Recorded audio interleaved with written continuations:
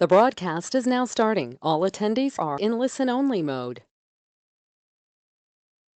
Hi, everyone. We are still waiting for a few more people, and then we'll go ahead and get started in just about 1 minute.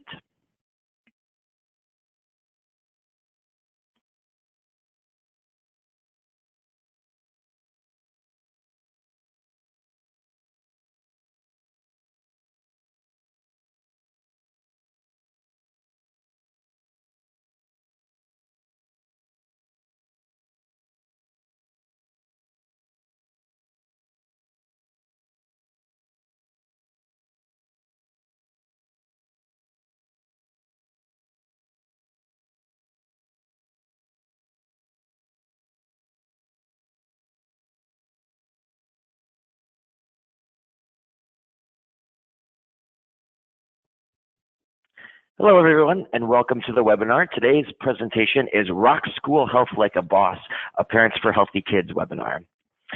My name is Sean Wade. I'm the Manager of Volunteer Initiatives at Action for Healthy Kids, and I'll be your moderator today. I'd like to start off with a few logistics. You can see a control panel on the right side of your screen usually. You can use your telephone or speakers to listen to the presentation. Everyone will be muted to avoid static and background interference. There is a dialog box at the bottom of that control panel, and you can type questions into the dialog box as we're going along. We'll try to get them answered as we go through our presenters so that you can get those answers right away. But if we're not able to get to them, we will follow up via email following the webinar. The webinar is being recorded. Links to the recording and resources will be sent to you 2 to 3 business days following this webinar. I'd like to introduce you to today's 4 presenters. We have 4 presenters on the line today. First, we'll hear from Amy Moyer. Amy serves as Action for Healthy Kids Vice President of Field Operations, providing direction, leadership, and management over the organization's school and volunteer programs. She has a master's in public health and a bachelor's in dietetics, nutrition, fitness, and health from Purdue University. Amy has been a member of AFHK's national staff since 2007. We'll hear from her about the rollout of Parents for Healthy Kids and the Parents for Healthy Kids website. Our next presenter will be Karen Burnell. Karen is currently the Healthy Lifestyle Liaison for the Texas PTA, where she helps ensure healthy opportunities are presented and available to PTAs across the state. She supports these efforts through various forms of outreach to local and council level healthy lifestyle chairs. And Karen will tell us about parents' role on the campus level in advocating and working with school administrations. We'll then hear from John Spotts. He has served as the Executive Director of the Nebraska Association of School Boards since 2012. NASB serves school districts and educational service units across Nebraska, providing board training and advocacy for public education.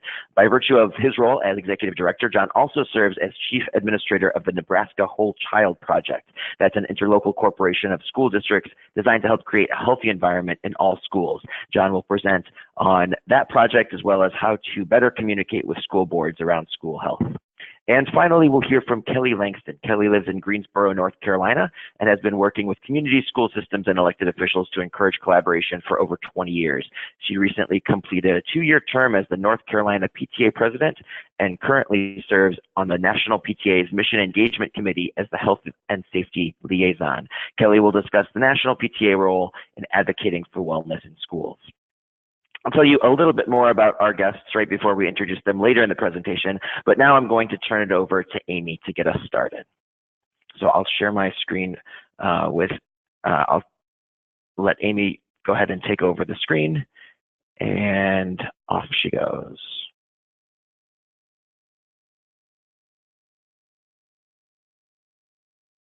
Parents for Health.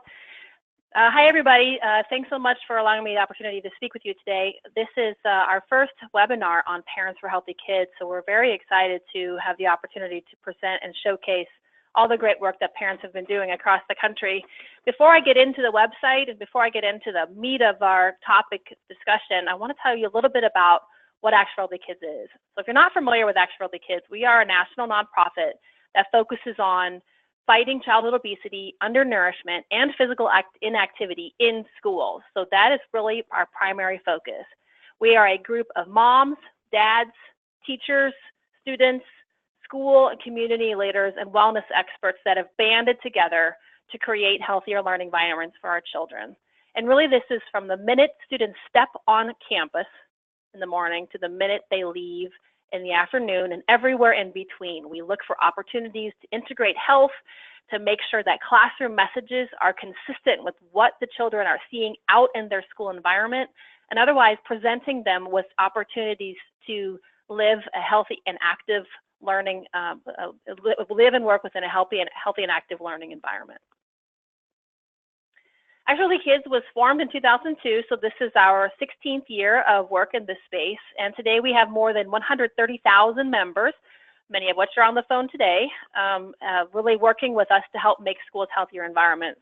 We also partner with dozens of professional associations, those for PE teachers, for school nurses, for food service directors, and teachers unions, as well as government agencies and corporations at both the state and national level to help us achieve our work. There's lots of work to be done.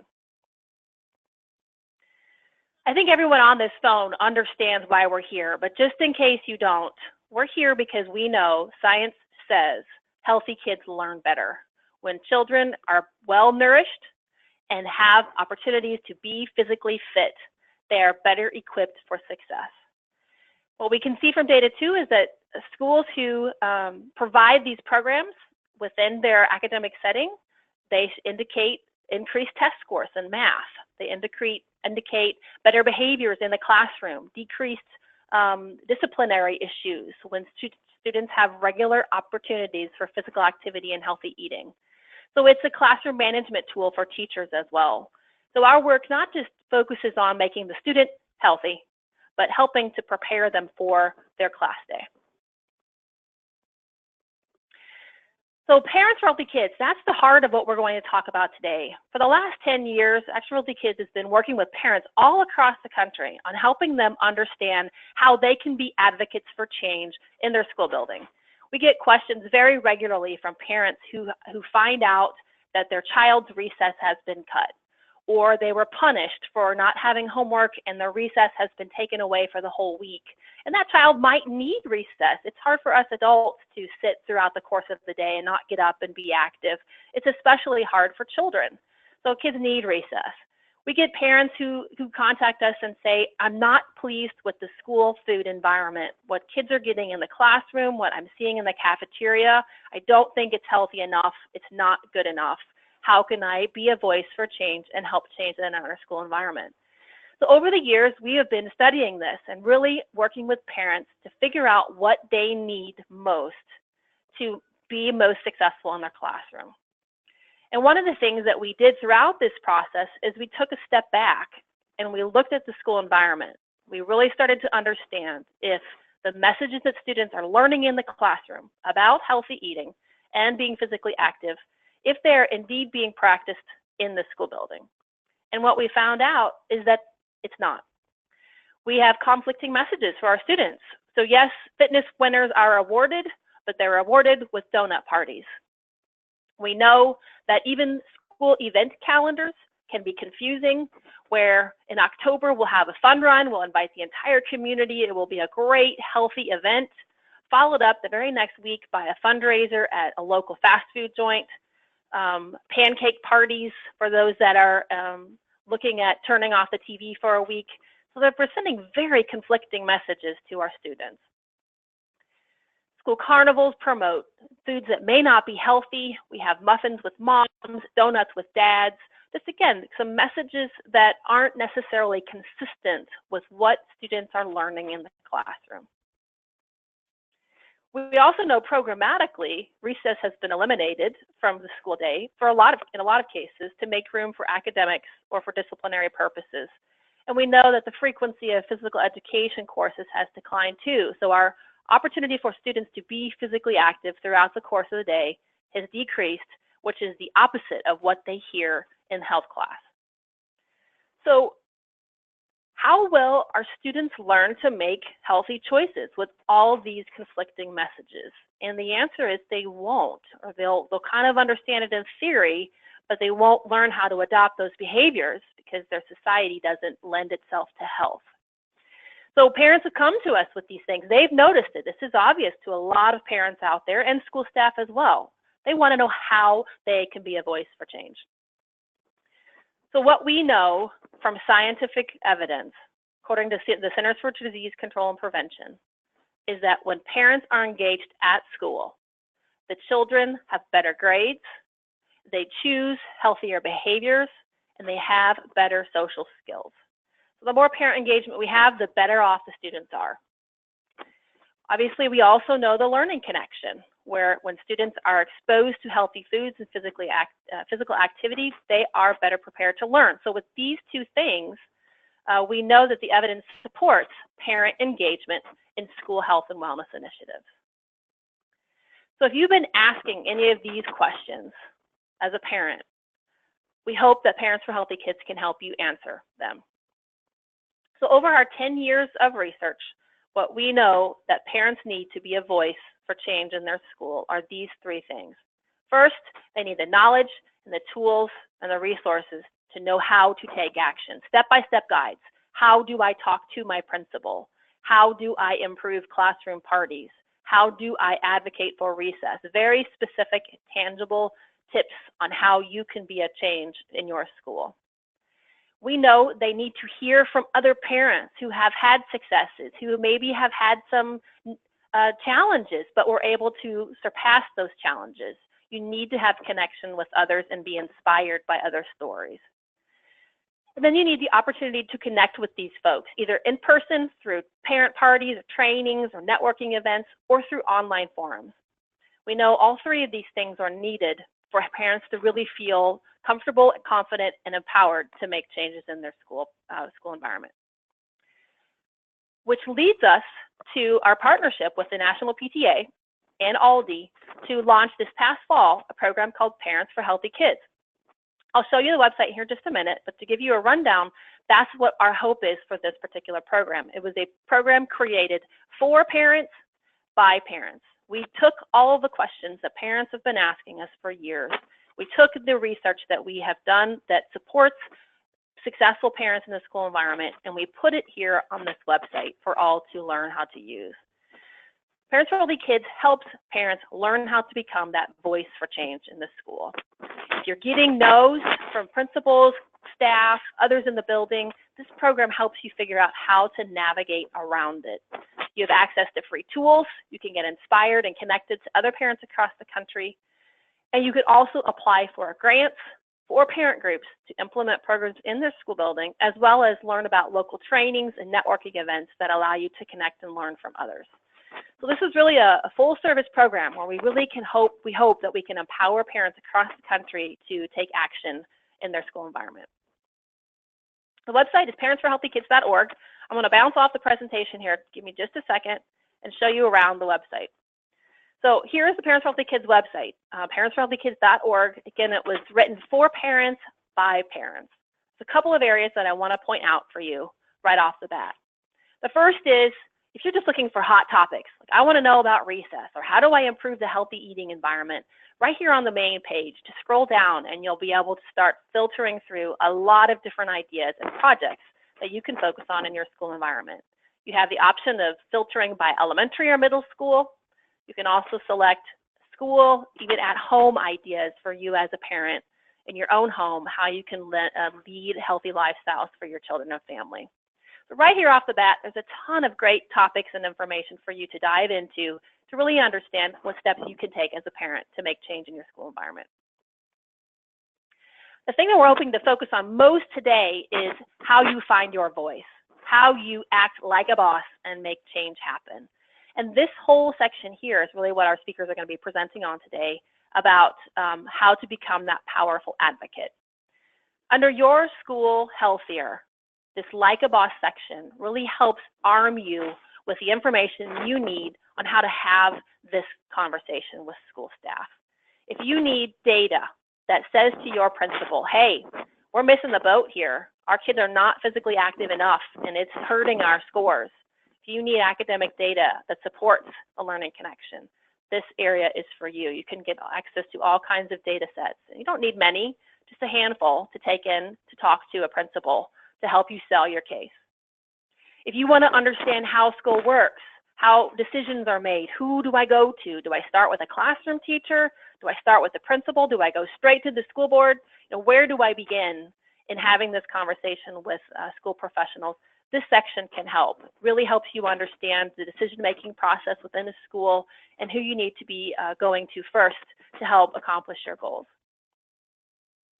The section, most importantly, talks to you, helps you understand how you can take the school's goals and marry them with your goals.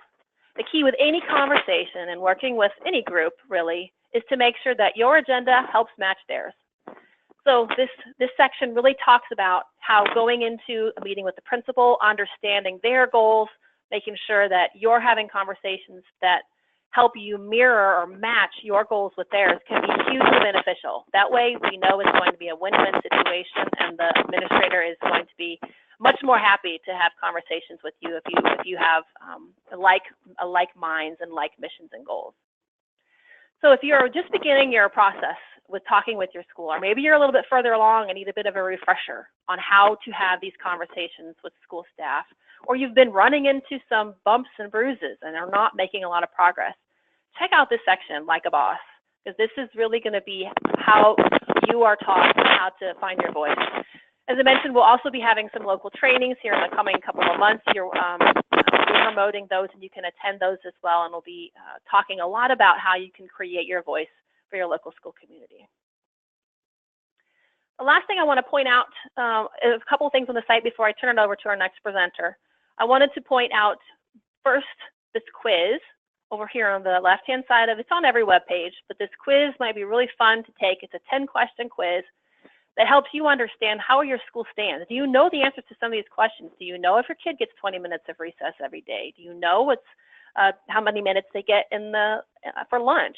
And then some other questions that really help you assess your own child's environment and helps you understand perhaps a couple of top tier priorities that you can focus on. So you'll get a report once you take this quiz, and it will help you it will guide you on where to go from there. And the next thing I'll point out is this community login area. This is an area just for parents who want to connect with each other. So are there questions that you have, or you want to browse through the forum and understand, see some conversations about what's taking place around the country, what challenges or successes or trends are out there around school health and wellness? Come join the community forum and get engaged in the dialogue. It doesn't take much time to sign up. It is absolutely free, and you can. We already have parents active on this forum, so you can come and check it out and be a part of the dialogue. So the rest of our speakers are going to talk a lot more about how you can engage with your schools, but hopefully that gives you a pretty high-level overview of what the Parents for Healthy Kids program is about and where to get started in your exploration of this site. So Sean, we'll turn it back over to you and move on to Kelly.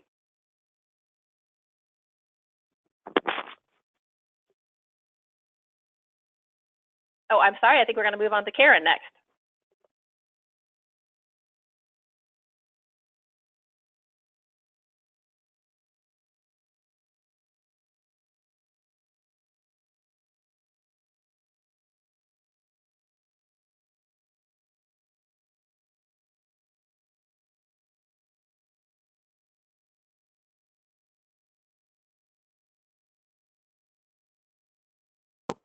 Sorry about that. Amy, we do have one question for you before I take over and pass it on to Karen.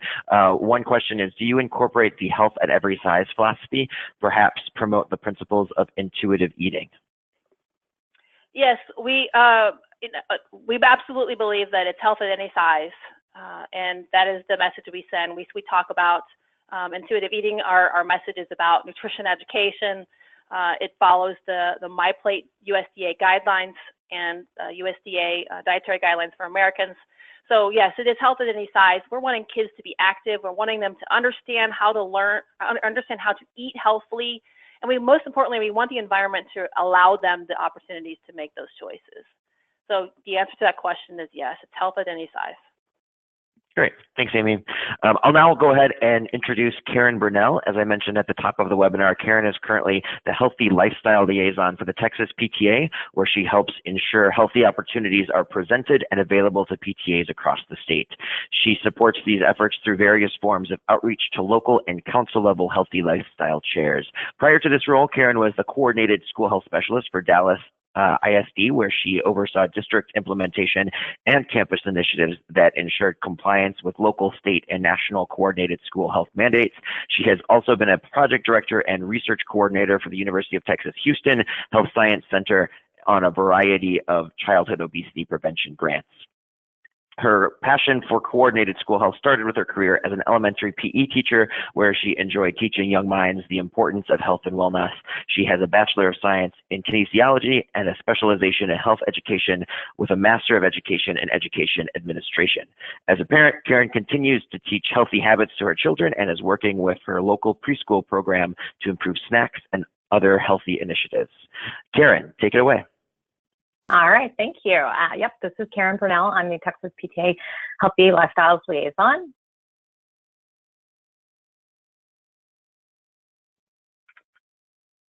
And all right, and basically I just kind of want to start with a simple question of where does PTA fit in for making the case for school health? As you know, some of you may or may not know, the new whole school, whole child, whole community model, or the WISC model that you see here on the screen, places a greater emphasis on the ever increasing and growing roles that community agencies and families must play. But what does that mean, right? This revised model combines actually and builds on the elements of the traditional coordinated school health approach, which you may have heard of before from the CDC or the Centers for Disease Control. And it expanded some of the components from the original model, one of which is family engagement. So in Texas, parent and community involvement are part of a state-mandated coordinated school health programs.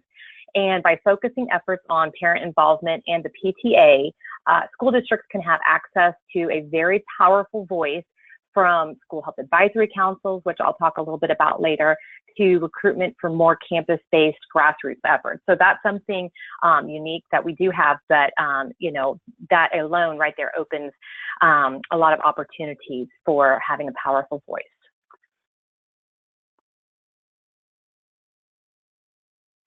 All right, so like I mentioned, fortunately in Texas, we have legislation in place, but there's still this disconnect with parents even knowing this information exists. And I've seen this past couple of years presenting at our state conference and knowing as a previous district coordinator, this information's out there, but it's just not getting to the parents. So I often ask, you know, what can be done to close this gap? So we do have the Healthy Lifestyles program where it provides education and tools to connect families and be advocates to support healthy changes, as well as the Healthy Lifestyles chair position. And this is a dedicated board position who establishes a committee and kind of chairs all things health and safety for the whole child. We have this model here in Texas, and it is bylaws based and available to all PTAs if they want to do that as well. And a multifaceted approach to educating parents is key to increasing their knowledge base. I say this a lot, we cannot rely only on schools and districts to inform parents. We have to create that forum for parents to have access, which is so exciting with the new website for parents through Action for Healthy Kids and National PTA. So having access to that information is helping it make it easier to understand, and PTA helps provide that forum as well.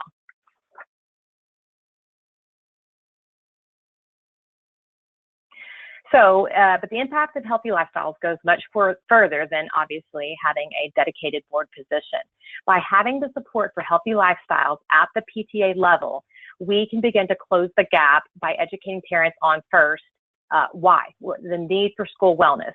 Unfortunately, after showing them some of the alarming statistics and supporting legislation, most parents have a greater understanding on why we need these initiatives and programs to support health and wellness. Second, what is in place to help them? There is an extensive variety of programs and resources out there to help them make a difference. And then lastly, educating them on how they can be most impactful. This is where we empower parents with that powerful voice to start creating change.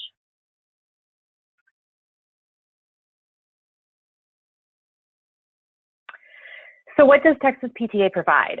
We have a newly revised resource guide that PTA members have access to, webpage, grants information, opportunities, training, workshops at our state conference, as well as exhibitors that support health and wellness and ongoing webinars.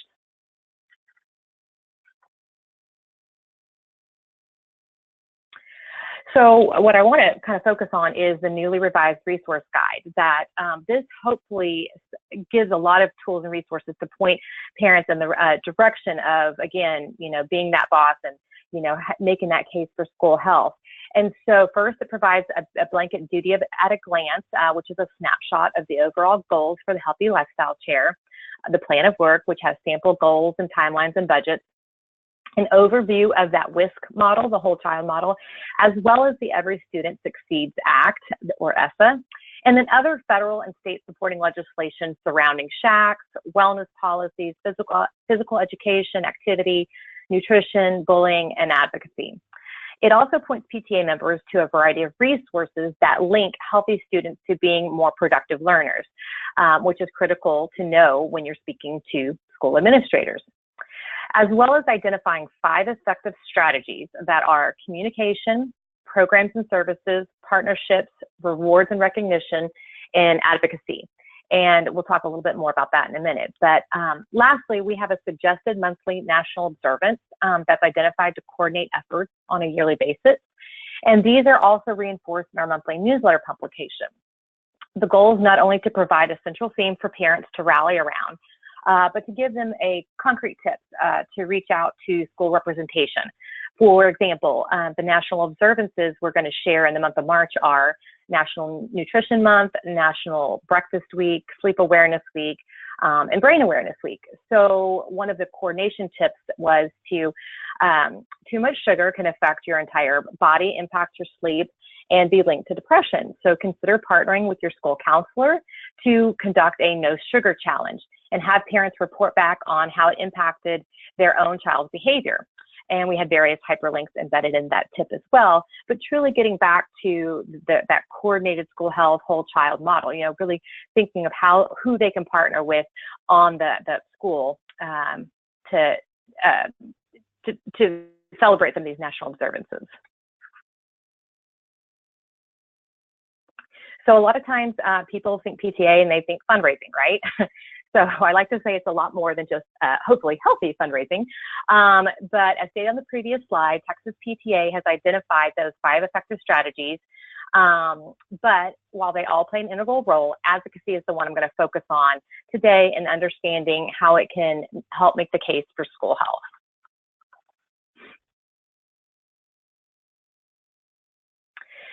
So in the resource guide, you can see this is a sample excerpt of where we have beginner, intermediate, and advanced level suggestions with each of the strategies. So in the actual guide, there's quite a bit more, but here we just wanted to provide you a snapshot. And you can see we specifically chose the example of seeking to serve on your district's SHAC or your school health advisory council as an intermediate idea, because this is an added level of commitment for time and commitment and time for parents. And an advanced level strategy, for example, could be to improve on campus level policies. This would only be encouraged if PTAs have created that environment that supports health and wellness. So, for example, one school set a campus policy to no longer let in outside food for lunch.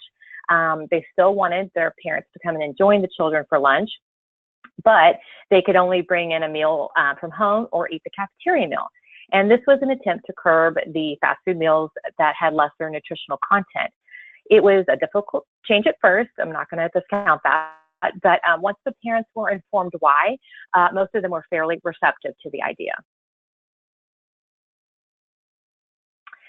Okay, so what is a school health advisory council if you don't know? Basically, it has to be a majority parent. Each year, they must meet a minimum of 4 times, and this is Texas criteria I'm stating right here. It's an advisory district council with varied representation. So hopefully you would see school district employees, community representatives, as well as that majority parent. And they leverage support with required annual reports. Texas law does require one for every school district, and they pretty much provide all things health related recommendations for that.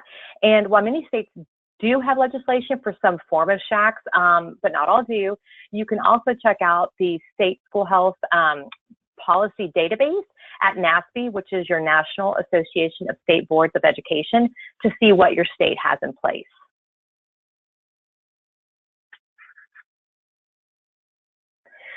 So where do we look for parents? And, you know, for just trying to increase parental involvement, for shack recruitment, this is just a quick snapshot of Texas. We have around 2,600 local PTAs, almost 500,000 memberships, and that's on the increase. It had declined a little bit, so there's been a lot of momentum and work to build back up that membership and show to these parents that the benefits they do receive and programs that they can take advantage of when having a PTA on their campus, as well as a council PTA, which is that regional parent teacher association, either in an area or city.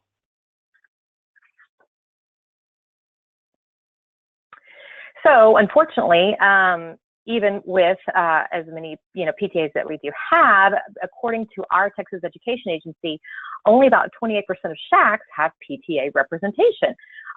So like as I mentioned, as a former district coordinator, oftentimes best intentions can become uncoordinated. While there are various departments that tend to oversee shacks, it could be the health and PE department, the child nutrition, there may not be active recruitment through the PTA. I have to admit I was guilty of that. We would send out memos to the principals to recruit parents, but there wasn't an active plan in place to target PTAs. So I think there are many steps that can still be made to improve those numbers.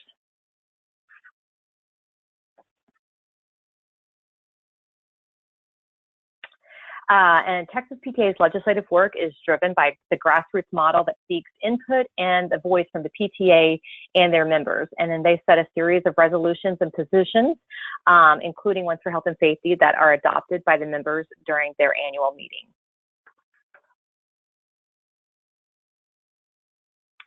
In addition to state advocacy support, Texas PTA provides a variety of resources for local as well. So from how to conduct forums to additional of those beginner, intermediate, and advanced level suggestions are in the resource guide.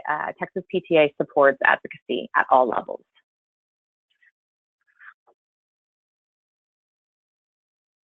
And as much as PTA provides, I always say it's helpful to simply go see what other districts are doing. A lot of times they post their information or annual reports on their website. So some of those sample recommendations that even you heard earlier with Amy talking about, mandatory recess, requires middle school health, human growth and sexuality, healthy fundraisers, and even stipends for wellness leaders on campuses. These have all been recommendations that have been passed by school boards to ensure more health and wellness initiatives on the campuses.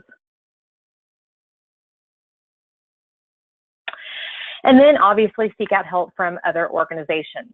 Lastly, we aim to provide parents with even more resources by engaging in these beneficial partnerships.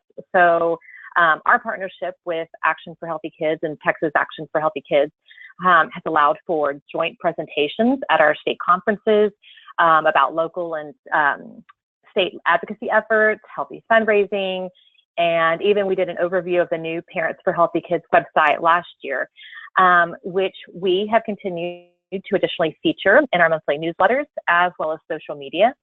Some of our posts have included highlights from the website's VIPs, the very important parents, to letting our PTA members know about the forums that help connect parents to other parents and experts, the resources on topics from healthy fundraising to policy and action.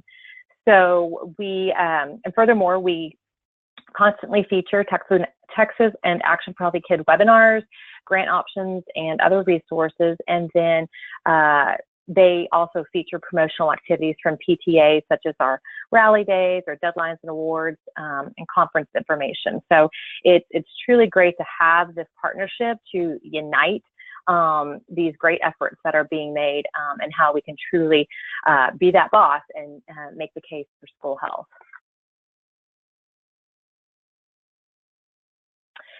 Thank you. That's pretty much all I have on healthy lifestyles. But if you need more information, you can check out txpta.org or txpta.org/healthy lifestyles. Great. Thank you so much, Karen. That's a lot of great information. It looks like we do have one question for you here. And the question is there a guide or resource where parents can purchase products to promote healthy initiatives at school? So I don't know if you can answer that for Texas or if that's a question more for like an Action for Healthy Kids or PTA national level. I mean, I can defer to, what we do in Texas. That resource guide I mentioned is online and available for purchase, where it does have additional suggestions in there. We're trying to make that as robust as possible, so we'll continue to add to that as well. And we also try to point them to resources that are out there, so in our newsletters and stuff, so we're not reinventing the wheel either, but we do have that online. Yeah, and I would say for Action for Healthy Kids, we have several free resources on our website, as well as grants that parents can apply for through our Parents for Healthy Kids program as well. Absolutely, and that's what we tend to point them a lot to. I swear every month, we're featuring Action for Healthy Kids. So. Great, we'll take it. Well, thank you, Karen.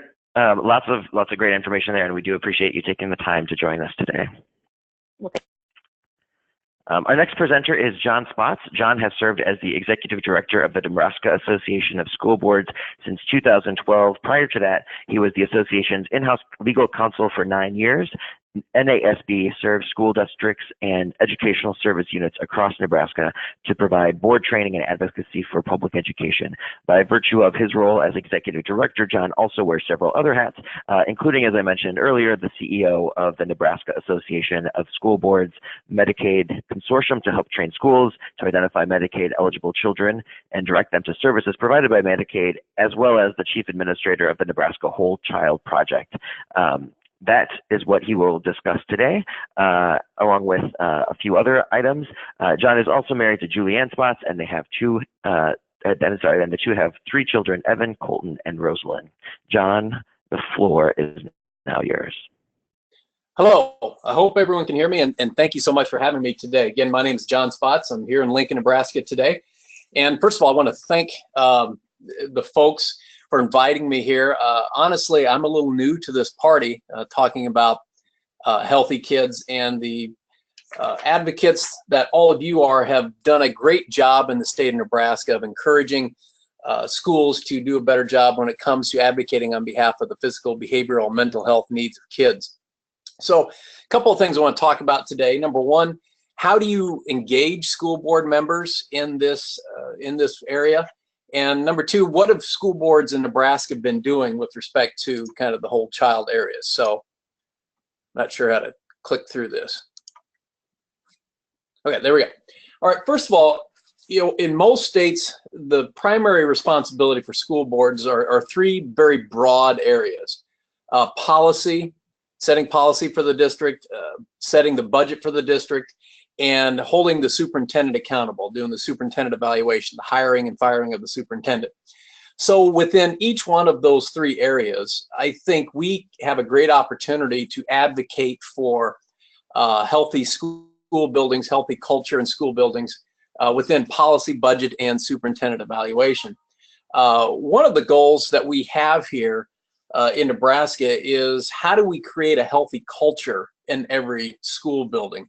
And we think to do that, you need advocates at the teacher level, at the administrative level, and at the board level. And I think for too long, at least in Nebraska, I think we've left the school boards out.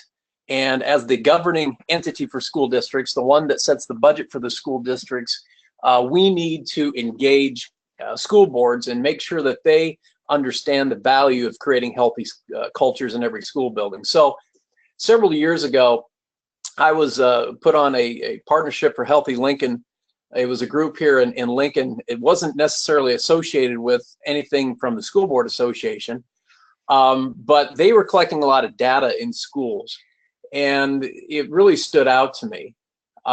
It really started out, so we created the Nebraska Whole Child Project, and it started out as a physical health entity. and we're really focusing on data. If we could check to the next one. A lot of you are already familiar with some of the data that we're going to show here, but this is from Lincoln Public Schools, based upon the PACER test. I'm sure a lot of you are familiar with the PACER test. But when I was on this Partnership for Healthy Lincoln, this was presented to me from the Lincoln Public Schools. And obviously, as you can see, according to this, the fit students do a lot better than students who aren't fit, as determined by the PACER test, in math and reading and science scores. This really stood out to me. Flip to the next one. The next slide shows the difference between fit and non-fit students, but it also breaks it down for reading scores between free and reduced lunch and non-free and reduced lunch. Again, most of you are familiar with this, but as you can see, both for free and reduced and non-free and reduced, fit students are doing better on reading scores. The next slide shows, go back one. The next slide shows the math test, very similar data, once again, the fit and unfit. So the reason why I show that is I came into this, again, we weren't focused on physical health at the Nebraska Association of School Boards, but I saw this data and it jumped out to me. So I took this to the Nebraska Association of School Boards Board of Directors and said, wouldn't it be useful for all school districts to have this? So that's how the whole child project was born. So it was born to address how do we collect and distribute data to school boards regarding the physical health of students. Because first you've got to see this data, and then you've got to address how do we fix it? How do we improve the health and wellness? So the school boards and superintendents were largely on board with what we're trying to do, but then they came back to us and said, well, what are you going to do about behavioral health? And then that gave us an opportunity to talk about the role of the school district in addressing behavioral health as well. So a lot of things have come from that discussion. Right now, we're focused on a project, we call it a resiliency project in the state of Nebraska. There's some data out there and some studies that show you can actually teach kids to be resilient. And one of the biggest problems that we see in the area of behavioral or mental health or depression and anxiety, both of which can be addressed through deliberate teaching of resiliency. So we know this, and I'm sure everybody on this webinar today understands a lot of this data. But you've got to understand that a lot of school board members don't run for the school board with this type of understanding. So I think it's very important, and we talked about some of this earlier, about some of the tools out there to equip school board members, and that data for them is going to be very important. Is that going to be physical health data? Are there certain behavioral health data points that are important? But if you take one thing away from my talk here today is if you're working with the school district and the school board, I would ask them, do you have a strategic plan? And if they have a strategic plan, is there anything in there that addresses student health and wellness? I think that's critically important. This is the area where the board has an opportunity to begin building a healthy culture in a school building. Historically, when school districts did strategic plans, they talked about third grade reading scores or graduation rates or things of that nature. I think it's going to be very important for parent groups and others who are advocating for healthy cultures to encourage and support school districts and school boards to build in health and into strategic plans for school districts. But we also got to give districts the ability to measure whether they're making progress. So this is a great opportunity for engagement with the district, I think, through the strategic plan.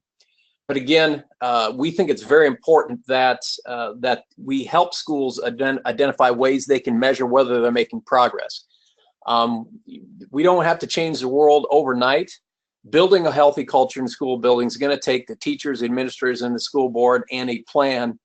And we can make progress through nutrition, through recess time, through activities throughout the school day to get people more active, et cetera, et cetera.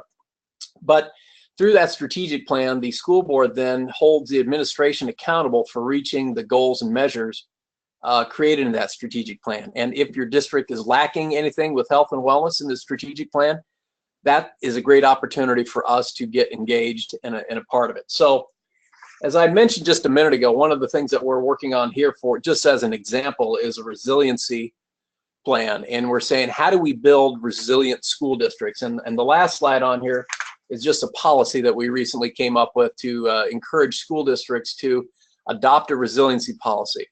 One of the difficulties in Nebraska, like it is in many other states, is funding. And obviously, we'd like to have funding to address building healthy cultures in school buildings, but a lot of times resources aren't there to do that. So that's why these partnerships are very critical. And we have to give schools tools to address ways they can build healthy cultures at zero cost or very low cost. So what you're seeing here is just an example of a policy we're recently working with schools out there on resiliency. So that's my speech today, and I'd be happy to answer any questions if there are any. Great, thank you so much, John. It looks like we do not have any questions at the moment for you, but if there are any that pop up in the next 10 or 15 minutes or so, then I will pass those along and unmute you so you can tackle those if anybody does have questions. So if there are questions, feel free to enter those in the question box down there on the bottom right of your control panel. Otherwise, we will go ahead and move on to our final speaker of the day, and that is Kelly Langston. So thank you, John. It was great having you with us today, and we'll pop back in if there are any questions for you. As I mentioned earlier, Kelly lives in Greensboro, North Carolina, and has been working with community school systems and elected officials to encourage collaboration for over 20 years. She has a strong passion for making a difference for children and families, and recently completed a 2-year term as the North Carolina PTA president. She currently serves on the National PTA's Mission Engagement Committee as the Health and Safety Liaison, and is employed as the whole child consultant for the North Carolina Department of Public Instruction's Healthy Schools section. Kelly received a BFA from East Carolina University and a Master's in Public Health from the University of North Carolina at Greensboro. She's married with 4 children and enjoys spending time with her family, hiking and gardening. Welcome, Kelly. Good afternoon. Thank you for having me this afternoon. And I will try to get all of my thoughts out in the final minutes of this webinar. I have could talk about this subject all afternoon, as I'm sure everyone on the call could. I wanted to share a little bit about PTA in general, and Karen did a great job introducing PTA. PTA is something that I have been involved with for a long time. My oldest is 21, so I've been involved with PTA since she was itty bitty. And many people don't realize that PTA was founded over 120 years ago. In 1897 by moms who are passionate.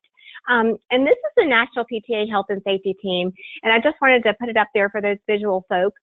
Heather Parker is the fantastic Health and Safety Senior Manager at National PTA. She's the staff liaison that I get to have the pleasure of working with. I'm the volunteer side of PTA, and so we get to work with the health and safety chairs around the country, and I really am fortunate that I get to work with Heather.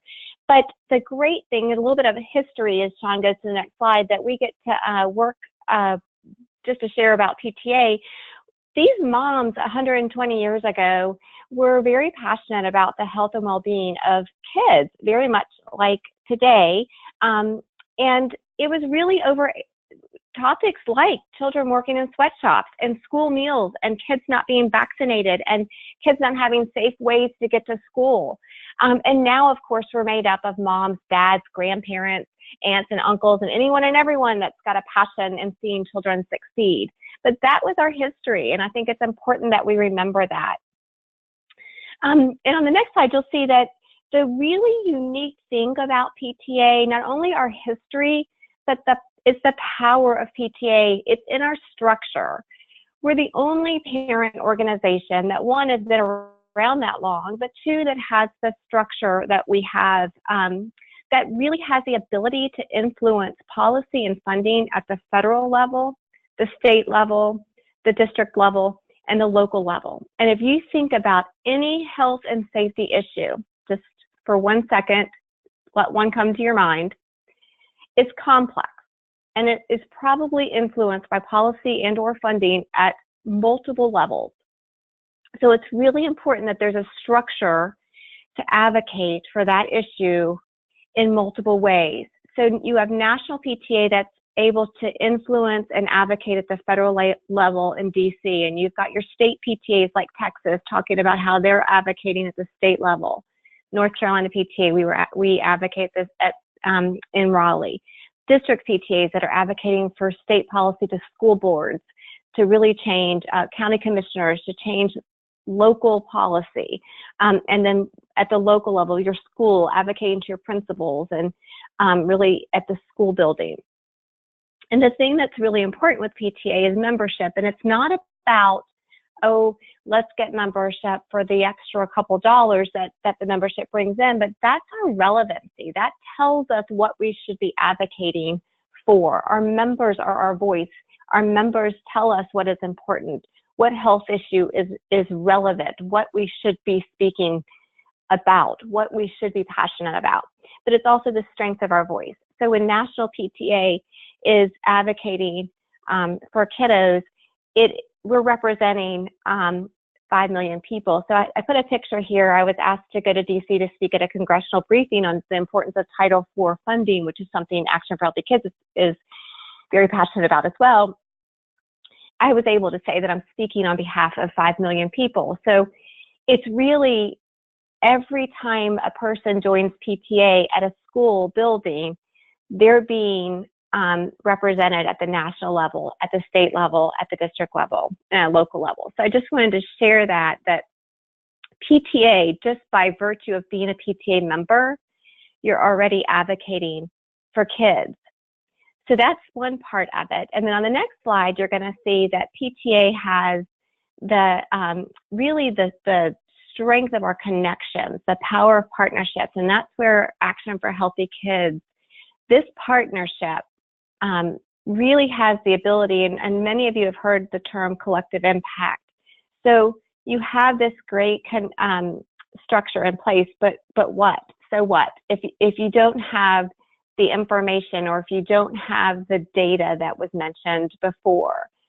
So Action for Healthy Kids has the ability to be the content experts, to give us the data, to give us the resources, the grants to help us get breakfast to all kids in the school buildings, to help us make that happen, to give us the trainings, to give us the materials, the flyers to take to when we go as parents to speak at a school board meeting, to have those flyers in hand of why it's important. And it's really important that as parents, we can have so much passion, but if it's not concise, you only have 2 minutes when you go to a Board of Education meeting to speak, or a minute, depending for public comments, depending on what the time limit is. You got to know what you're saying.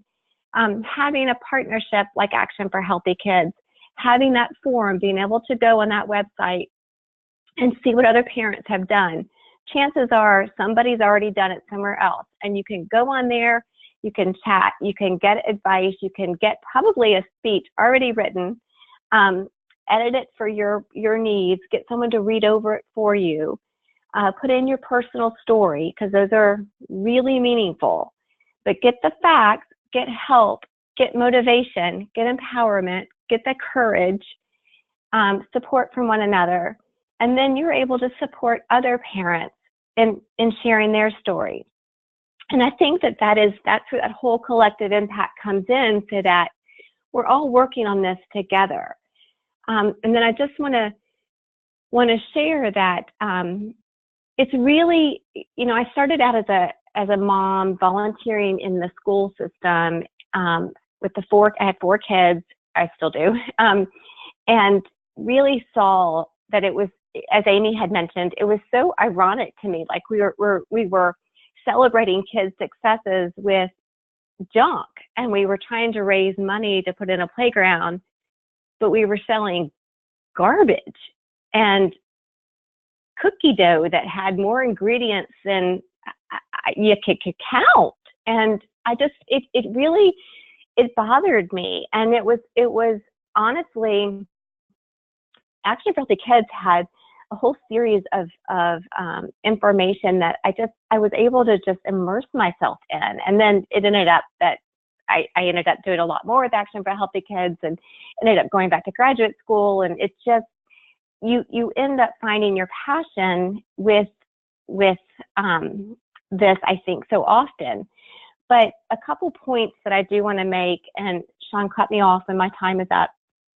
I think that as a parent, when you can find a resource like the one Amy showed, spend some time in there, because other parents are going to motivate you, and you're going to find that courage to stand up, because oftentimes the health people get put off to the side with the other health people. And I have found in my experience that I started out as a health chair on my local PTA, and I really wasn't seeing enough change. So I ended up being the PTA president at my local school. And with the principal, we worked together, and fundraisers were then healthy. We were having fun runs for fundraisers. All rewards for students were healthy. She ended up having parents signing contracts at the beginning of the year that they would bring only healthy snacks. She would turn cupcakes and donuts away if parents brought them for birthdays or celebrations. And yes, she made some parents angry, but she eventually got the courage to do that with the support of her parent organizations. And then at the council level, I started out as the health and safety chair. Again, change was too slow, ended up as the president of the council, and then the same thing happened at the state level. So be prepared that you may have to take a leadership role in order to see some change really happen. But it's have those, you don't have to do it alone. And I think that's where these resources come in. There are people out there also doing it. And I will say that this whole child model that you saw Karen flash up on the WISC model that she flashed up, I now work, that's kind of what I do now for my professional life. That model is such an amazing resource for us parents to use, because that model, it takes the ASCD language, which was education language, those 5 tenets in the middle, and then it takes the CDC language, which is the outside 10 components. And I like to say it's a translation tool. So you can take that model, and educators will understand it because the educators are used to that ASCD language in the middle. And health people will understand it because they're used to the CDC language in the outside of that circle. And you can sit down and you can have a conversation with both health and academic folks and have one conversation. So if they want to talk about raising test scores, that's okay. Then you can say to them, thank you, Sean. Isn't that magic how that happens? So you can say to them, that's okay. Educators are going to understand that green circle. They're going to know all about those 5 tenets. They're used to that language. And health folks are going to know the 10 on the outside. So you can talk to them and say, okay, let's talk about raising test scores. So then you can say, how does health education fit into raising test scores? You can talk about reading, but reading health education literature. You can talk about nutrition services. Okay, let's have sight words in the cafeteria, green sight words for healthy foods and yellow sight words for sometimes foods. Let's talk about family engagement into test scores, and let's talk about physical activity. How does that raise test scores? So, okay, if you want to have in your strategic plan that test scores is your main, then how are the strategies underneath that main goal? How are we making sure we're walking around that entire model to make sure those goals are happening? So that we're not just looking at test scores in the sense of reading coaches and tutoring and kids missing recess in order to have a reading coach. But instead, now we're thinking about how does physical activity raise test scores? How does chronic disease management health services raise test scores? And then when you start thinking about it in that context, then you have to think about, oh, wait a minute, kids that aren't healthy, who aren't managing diabetes and asthma, and start thinking about in that sense. And then they start thinking about health services in a whole different way. Now it's not a separate conversation with the health folks. It's now a mainstream academic conversation with your superintendent and your health folks in the same room. So that's my spiel. Thank you so much for allowing me to be on the call today, and I appreciate the time. Great. Thank you so much, Kelly. I didn't want to cut you off there because everything that you were saying was so great. But we are hitting the hour mark, so we will wrap up here. But Kelly, I appreciate you taking the time. John, Karen, and Amy, the same. I know we had a couple questions that we didn't have time to get to, so we will follow up with those via email following this webinar. So stay tuned on that. And presenters, I will pass those along to you as they're relevant to what you discussed, so that you can get back to them. But thank you again. Thank you everyone for joining us. I do want to plug again the parentsforhealthykids.org website, so please check that out. As Kelly and Amy and everyone else was saying, there are a ton of resources there for parents to discover and to dive into deeper on lots of different issues, as well as the forum that you can ask questions to other interested and like-minded parents. So please check that out. You can also check out Action for Healthy Kids social media, where we will also be plugging some of those topics and activities and ideas that you can check out as well. And continue to stay updated with us. Thank you again, everyone, for attending the webinar today. We'll send up a follow-up email within the next 2 to 3 business days with a link to the recording and any handouts. And I would again like to thank all of our presenters and guest speakers today. Thank you to everyone who attended and listened in, and thank you for all of the things that you're doing to keep kids healthy, active, and ready to learn. Thanks, and have a great day.